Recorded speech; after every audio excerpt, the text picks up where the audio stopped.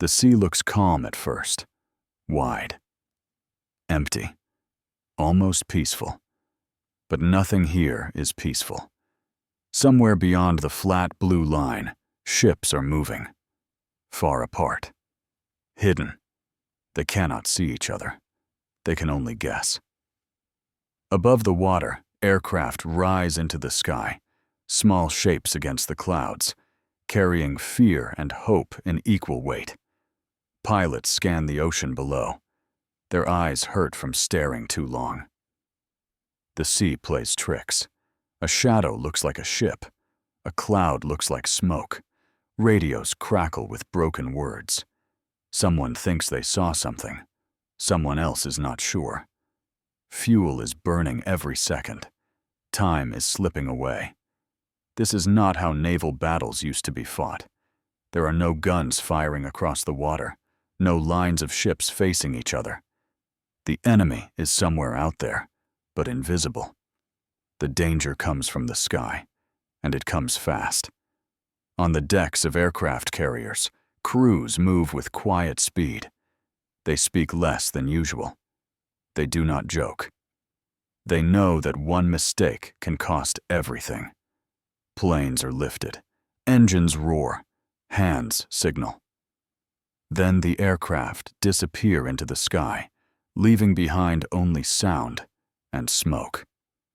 No one knows if they are flying toward victory or loss. Far away, on another carrier, another group is doing the same thing. They do not know where the enemy is either. They only know they must strike first. Waiting feels dangerous. Acting feels risky. Every choice feels heavy. Commanders stand over maps covered with lines and symbols. The maps are already old. The sea does not wait. Reports arrive late or wrong. A sighting is reported, then changed, then canceled. Each update brings more doubt. Silence fills the room between messages. It is the worst part. Silence gives the mind space to imagine disaster. This battle is being fought by people who cannot see the full picture. They are making life and death decisions based on fragments, on guesses, on hope. High above the ocean, a pilot wipes sweat from his eyes. He has been flying longer than planned. Fuel is low. The horizon looks the same in every direction. He wonders if he missed the enemy. He wonders if the enemy found him first. Below him, the ocean remains calm, hiding everything. Back on the carrier, someone listens to the radio again. Still nothing. The planes should have returned by now. Every minute feels longer than the last. If the pilots do not come back soon, they may never come back at all. Then a voice breaks through the noise. Weak, urgent. A report. Something has been found. Or maybe not. The words are unclear. The message cuts out before it finishes. Hearts race. Orders are changed. Planes are prepared again. There is no time to wait for certainty. Across the sea, alarms suddenly sound. Someone has spotted incoming aircraft. The warning is short. Too short. There is no time to ask how many, or from where. Men run to their stations. Anti-aircraft crews look up, searching the sky. Pilots rush toward their planes. The calm deck becomes a place of motion and noise. The first explosions are not seen by those who ordered the strike. They are miles away. They will only hear the results later, through damaged radios and shaken voices. Smoke rises into the sky. Fires begin. Orders are shouted over the roar of engines. Training takes over. Fear is pushed aside. There is no space for it now. Planes dive. Bombs fall. Torpedoes race across the water. Some miss. Some hit. No one knows yet what has been lost. A carrier turns hard, trying to escape what it cannot see. Its deck is crowded with aircraft that need to land, but the sky is no longer safe. Pilots circle above, watching fuel drop lower and lower. Each second matters. Some planes land just in time. Others do not.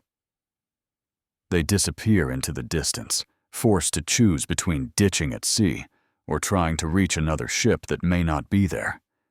Men watch helplessly as dots in the sky fade away. The radio fills again. Reports come in fast now. Too fast. One ship is damaged. Another may be sinking. A carrier has been hit, but not destroyed. Or maybe it has been. The truth is unclear. It will remain unclear for hours. Commanders try to understand what is happening, but the battle is moving faster than their minds can follow. They must decide whether to attack again or pull back, whether to risk more planes or save what remains. Every decision will shape what happens next, not just today, but in the weeks to come. The sun climbs higher. The sea is no longer quiet. Wreckage floats where calm water once was. Oil spreads in thin lines. Smoke drifts slowly, marking where violence passed through. Yet even now, the enemy remains unseen. This battle has no front line, no clear edge, only distance and uncertainty. This is the battle of the Coral Sea, a battle where ships fight without seeing each other, where the sky becomes the battlefield, where fear travels faster than steel. The people involved do not know it yet, but they are standing at the edge of a new kind of war, one where power is measured in aircraft and timing, one where information matters as much as strength. For now, they only know one thing. Somewhere out there, the enemy is still moving, still planning, still dangerous, and the day is far from over. Before this battle ever began, the world around it was already under strain. The Pacific was wide, but control over it was shrinking fast. Japan had moved quickly, striking hard and often.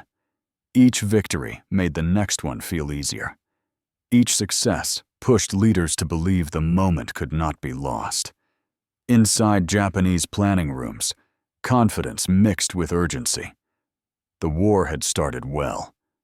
Too well, some feared. Success created expectations. There was pressure to keep moving, to press south before the enemy could recover. To finish the job while strength still felt fresh. Resources mattered. Fuel mattered. Time mattered most of all. Japan knew it could not fight a long war forever. The solution, in their eyes, was speed. Force the enemy back. Break their links. Make resistance feel pointless. Australia stood in the way of that vision, not as a threat, but as a connection, a bridge between America and the Southern Pacific. If that bridge weakened, everything beyond it would feel exposed. That belief pushed plans forward. Push south, control the Coral Sea, cut the line. For American leaders, the picture looked very different. The early months of the war were filled with shock. Loss came before understanding. Ships were sunk faster than they could be replaced. Crews learned through hard experience. Mistakes were painful, but they taught quickly. America did not feel ready. But readiness was no longer a choice. The war had already arrived. There was pressure from allies, pressure from the public, pressure from history itself. Standing still was not an option. Retreat could not continue forever. At some point, resistance had to begin. Carriers became the focus. They were no longer support ships. They were the center of everything. Each one carried aircraft, pilots, and the ability to strike far beyond the horizon. Losing one hurt more than losing many smaller ships. This made every movement careful, every plan measured. But caution had limits. Waiting too long could be worse than acting too early.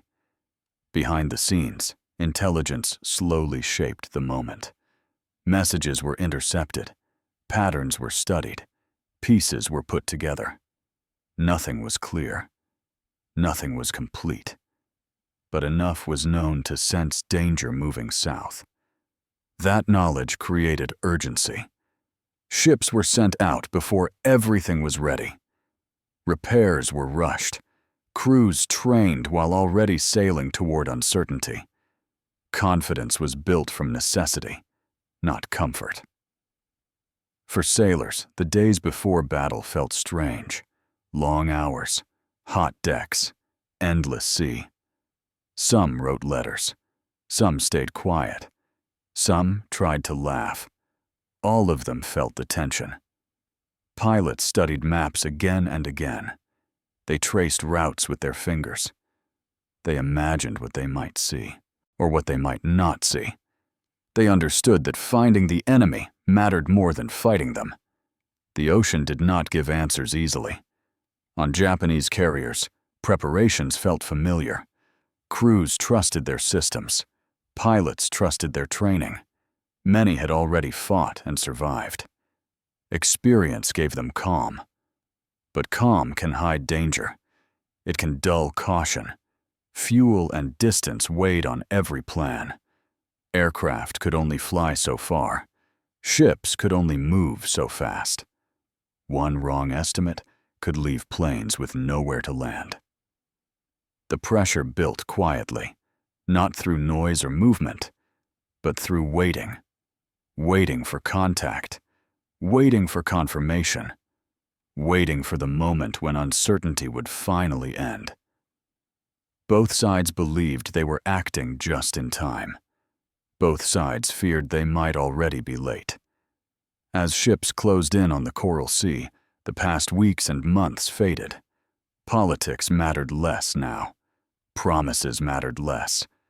What mattered was what could be seen, heard, and decided in the next few hours. The world before the battle was one of planning and belief, of hope mixed with fear, of leaders trying to shape events before events shaped them. That world was about to end, because once the first aircraft lifted off the deck, there would be no space left for theory. Only action. Only consequence. Only the kind of learning that comes when reality answers back. And soon, the people guiding this war would be tested not by what they knew, but by how they thought under pressure. When the sea offered no clarity and the sky held danger in every direction. War is shaped by machines, but it is decided by minds. At the Coral Sea, those minds are under strain long before the first aircraft rises. Every commander involved carries weight that cannot be shared. Lives, ships, nations, all balanced on judgment made with limited truth.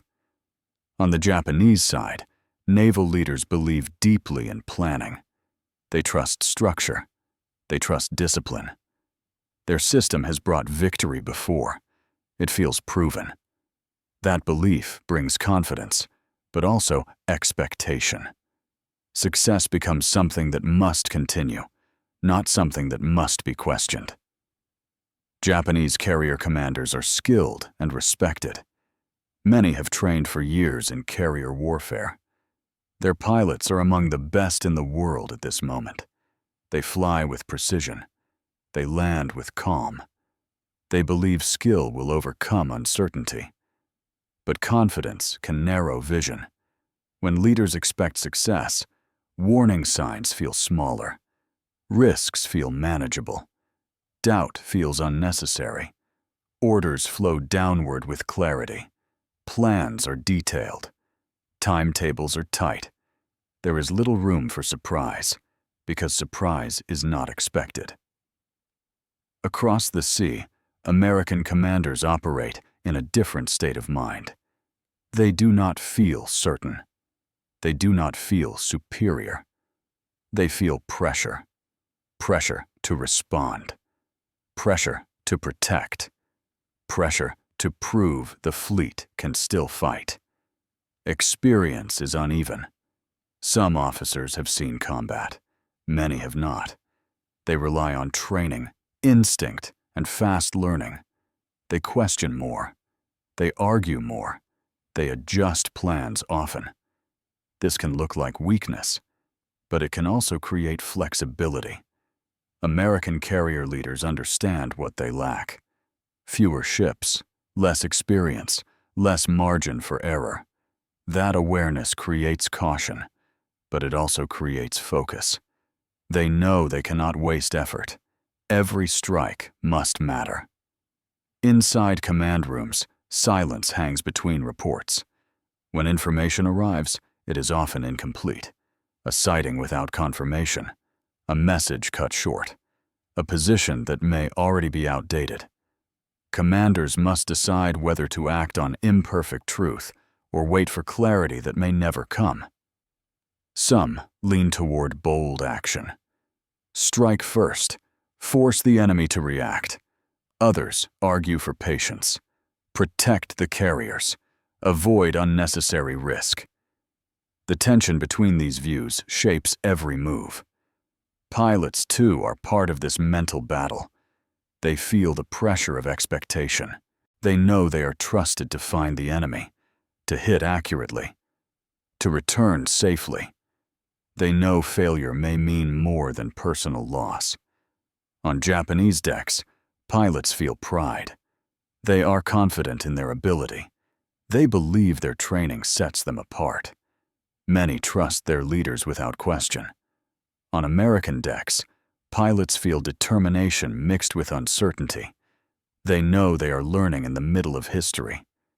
They rely on each other, on teamwork, on communication, on adapting fast. Fear exists on both sides. It is simply expressed differently. Japanese leaders fear losing momentum. They fear delay. They fear allowing the enemy to recover strength. American leaders fear loss. They fear misjudgment. They fear a single mistake opening the sea to disaster. Neither fear is wrong. Both drive decisions. Intelligence officers sit quietly in the background, knowing more than they can fully explain.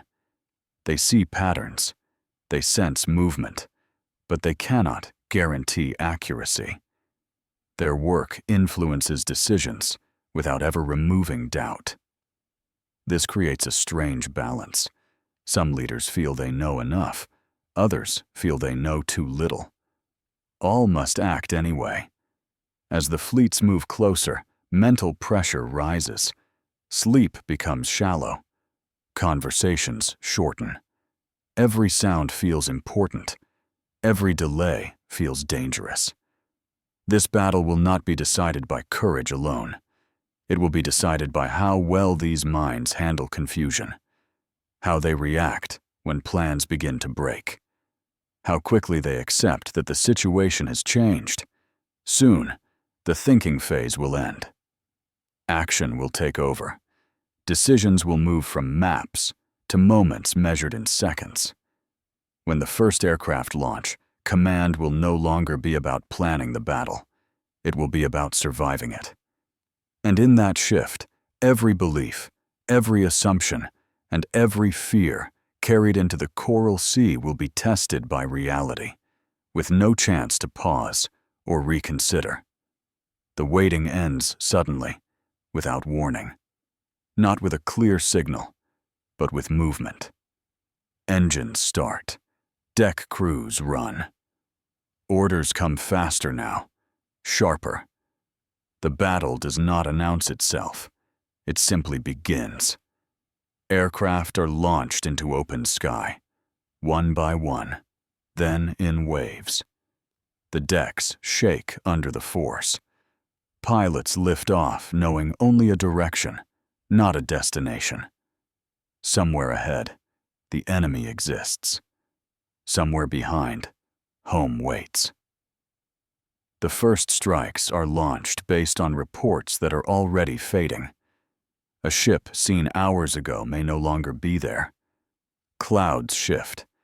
The sea looks the same in every direction. Pilots search for shapes that do not want to be found. Inside the aircraft, time slows. The engine hum becomes constant.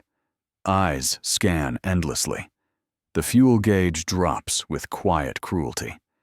Every minute without contact increases fear. Missing the enemy means wasting the strike. It means giving the enemy time. Then, suddenly, shapes appear. A flash of metal. Smoke on the horizon. A carrier. Or maybe a cruiser. It is hard to tell at first. There is no time to be sure. Pilots dive. On the decks below, alarms scream. The warning is late. Too late. Crews scramble. Guns turn upward. The sky fills with movement. The first bombs fall. Some miss. Some hit close enough to shake the ship. The sound is overwhelming. The deck trembles. Orders are shouted and repeated. Smoke rises, blocking vision and clarity. No one sees the full picture. Each man experiences only his own small part. A pilot focuses on lining up a strike. A sailor focuses on keeping balance as the ship turns sharply. A commander listens to reports that conflict and confuse. Within minutes, the battle feels out of control. Aircraft return damaged. Some do not return at all. Empty spaces appear on the deck where planes should land. Crews wait longer than they should. They know what the silence means, but they do not say it out loud. Another strike is launched almost immediately. There is no pause to reflect, no time to mourn. The enemy must be hit again before they strike back harder. Across the sea, the same thing is happening. Both sides believe they are attacking first. Both sides believe they are reacting just in time. Both sides are wrong and right at the same time. Mistakes multiply quickly. A ship is misidentified. A strike goes after the wrong target. Valuable planes are sent chasing shadows. Fuel is burned with nothing to show for it. The fog of war thickens. Then comes the counterstrike. Enemy aircraft appear through clouds and sun glare. They come fast and low. Deck crews rush to clear landing aircraft. There is barely time. Some planes land. Others are waved off, forced to circle again while danger grows. Bombs fall among parked aircraft. Fires start. Smoke rolls across the deck. Men fight flames while the ship moves hard to avoid further hits. Every second is chaos. Commanders now face their worst fear. Their carriers are under attack while their own aircraft are far away. They must defend and wait at the same time. Radio messages pour in. A carrier is hit. Another is damaged. A third may be lost. No one is certain. The truth lags behind the noise. Pilots returning from strikes see smoke columns from far away. They wonder if it is their ship, or the enemy's, or both. Fuel gauges reach empty. Some pilots ditch into the sea near friendly ships. Others do not make it that far. Rescue boats move quickly, but the ocean is wide and unforgiving. The battle spreads across hours, not moments. Strike follows strike. Confusion follows confusion. There is no single dramatic instant. Instead, there is a long stretch of pressure that never releases. As damage reports settle, the reality begins to form. Ships are hurt, but not sunk. Losses are heavy, but unclear. Each side believes it may have done enough, or not enough. The sun begins to drop. Light fades. The air grows quieter. Aircraft operations slow. Not by choice, but by exhaustion. Men look at each other with tired eyes. They have survived the day, but the battle is not over. Night does not bring peace. It brings questions. What has been lost? What remains? What will come next? The Coral Sea now carries scars. Smoke lingers. Wreckage floats silently. The water hides the cost beneath its surface. Commanders prepare for the next decision. Press the attack, or pull back. Risk everything again, or protect what is left. The battle has ignited, but it has not resolved. It has only revealed how fragile control truly is when war is fought at a distance. And in that uncertainty, the most important moments are still ahead, waiting inside choices that will shape the rest of the fight. As night settles in, the battle slows, but the pressure does not. Darkness hides the sea, but it does not hide doubt. Commanders study damage reports under dim lights. Each report changes the picture slightly. No one is sure which ships the enemy still has. No one is sure how much strength remains on either side. This is where the battle truly turns. Not in explosions, but in decisions made when information is weak and fear is strong.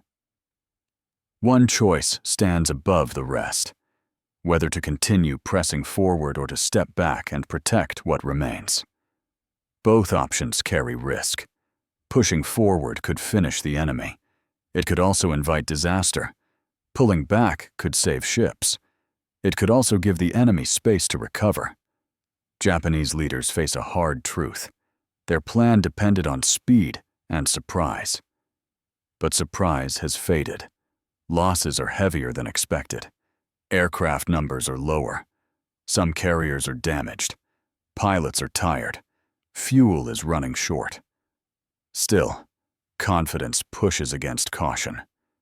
The belief that one more strike could decide everything is powerful. Momentum feels close, even when it may already be slipping away. American commanders face a different struggle. They know they have damaged the enemy. They sense an opportunity, but they also know their own weakness. Their carriers are exposed. Their aircraft are stretched thin. A single mistake could undo everything gained. Here, restraint becomes strength. One small decision matters greatly. Choosing not to chase. Choosing not to gamble everything on an uncertain strike. Choosing survival over glory. Another turning point comes from earlier errors. Missed sightings. Planes sent the wrong way. Strikes that found smaller targets instead of the carriers that mattered most. These mistakes cannot be undone. They shape the battle quietly but deeply. A few minutes delay here, a wrong turn there. Each one changes which ships are still afloat and which pilots make it home. There is also chance. Cloud cover hides ships at key moments. A carrier escapes attack simply because it turns at the right time. Another is found because the clouds break for just a few seconds. Skill matters. Planning matters. But luck walks beside both. Pilots who push past fuel limits make impossible choices. Some turn back early and survive. Others press on and never return. These choices are not heroic speeches. They are silent calculations made alone in the sky. Communication failures add to the strain. Messages arrive late. Orders conflict. Some units act on old information, unaware the situation has already changed. In these moments, control slips away from commanders. The battle becomes a collection of individual actions, tied together by chance rather than design. By the next day, both sides reassess. Losses are clearer now. The picture is still incomplete, but patterns emerge. Japan has taken damage it did not expect. America has survived something it feared. Another critical decision follows. Japan chooses to pull back. Not because it has been defeated in the usual sense, but because the risk no longer feels acceptable. The cost has grown too high. The advantage no longer feels certain.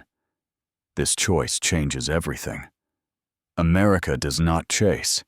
It does not need to. The objective has already been reached. The southern advance has been checked. The pressure has eased. This is not a loud turning point. There is no single moment of celebration. It is quiet, almost unnoticed at first.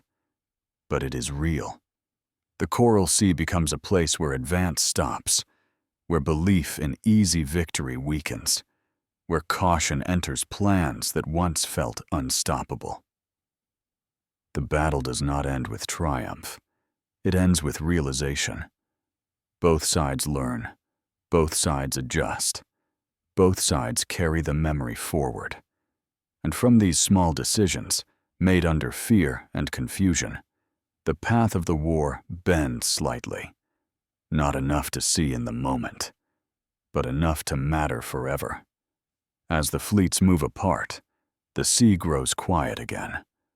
But the choices made here will echo far beyond this water, into battles yet to come, and into futures shaped by what was risked and what was wisely held back.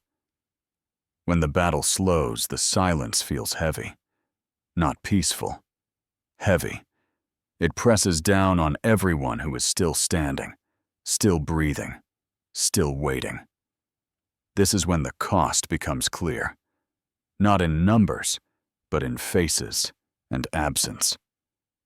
On the decks, crews move carefully now. The rush is gone. The urgency is replaced by exhaustion. Smoke stains the air. Metal is warm under tired hands. Some areas are damaged and closed off. Others are quiet in a way that feels wrong. Pilots climb out of their aircraft slowly. Their legs shake. Their hands tremble. Some are relieved. Some are confused. Some keep looking toward the horizon, as if expecting more danger to rise from it. Not every plane has returned. Empty spaces on the deck are impossible to ignore. A place where someone should be standing. A voice that should be heard. No one says anything at first. They do not need to. Everyone understands. Below deck, injured men rest where they can. There is no drama, no shouting, just quiet pain and fatigue. Others help them without speaking much. There is work to do, and feeling comes later. Some sailors stare at nothing for long moments. Their minds replay sounds, the roar of engines, the sudden shock of impact, the feeling of the ship turning hard beneath their feet. These memories will not fade quickly. For those who went into the sea, the experience is different. Cold water, burning fuel on the surface, the sound of battle fading as distance grows. Survival becomes simple. Stay afloat. Stay calm. Hope someone sees you. Rescue does not always come fast. Sometimes it comes too late. The ocean does not explain itself. It gives no comfort. It only takes and hides. On both sides, letters remain unfinished. Thoughts meant for home stay trapped in the mind. Some will never be sent. Some will arrive weeks later, carrying words written before everything changed. Commanders feel the cost too, though in a quieter way. They review reports and see names instead of numbers. They know their choices sent people into danger. They wonder which decisions mattered most, and which mistakes will follow them forever. There is no celebration. Even those who believe they succeeded do not feel victory. The loss is too close, too real. Success feels thin when weighed against what is gone. The human cost of Coral Sea is not loud. It does not demand attention. It lingers. In fatigue, in silence, in the way men move more slowly now, in the way they listen more closely to the sea. Fear does not disappear after battle. It changes. It becomes memory. It becomes caution. It becomes something carried forward. Yet there is also endurance. Ships still float. Crews still function. Pilots prepare again, even when they are tired and afraid. Survival itself becomes an achievement. This battle does not glorify suffering. It reveals it quietly. It shows how modern war reaches people who never see the enemy's face, who fight distance, uncertainty, and time as much as any opponent. As night passes and dawn returns, the fleets are no longer rushing toward each other. They are moving apart, slowly, carefully, carrying damage that cannot be fully repaired.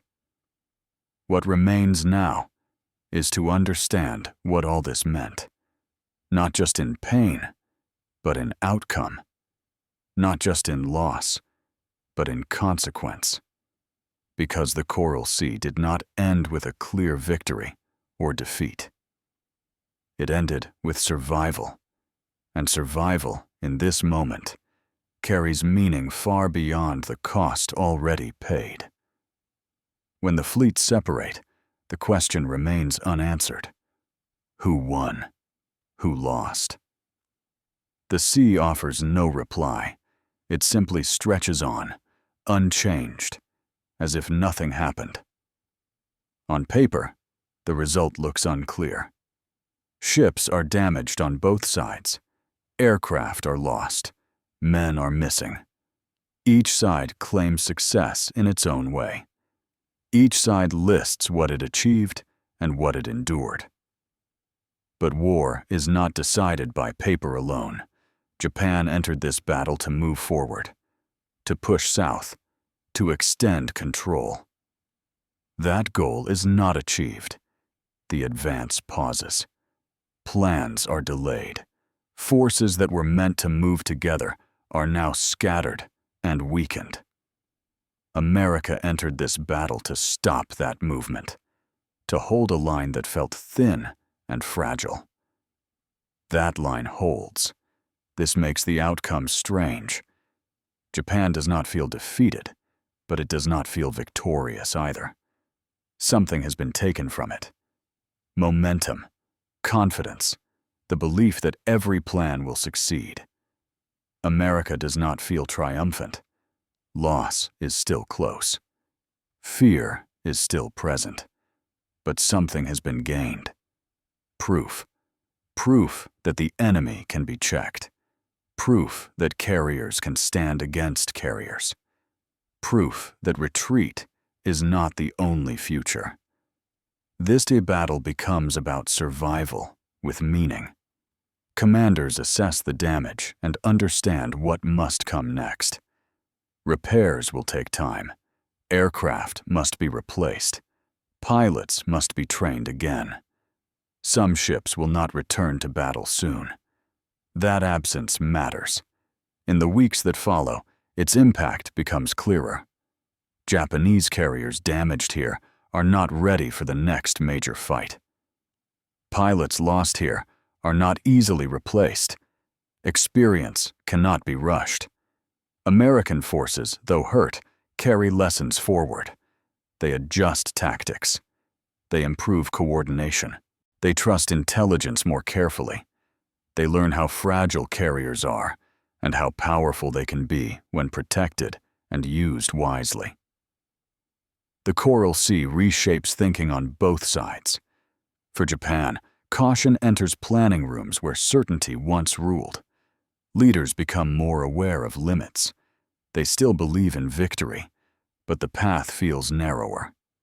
For America, confidence grows slowly, not arrogance, not pride. Just belief that effort and adaptation can change outcomes. The battle also changes how war is fought at sea. Never before has such a large naval battle been decided without ships seeing each other directly. The sky replaces the horizon as the place where control is decided. This lesson will shape everything that follows. Soon, attention shifts north, toward another stretch of water, toward another meeting of carriers, toward a battle that will decide far more.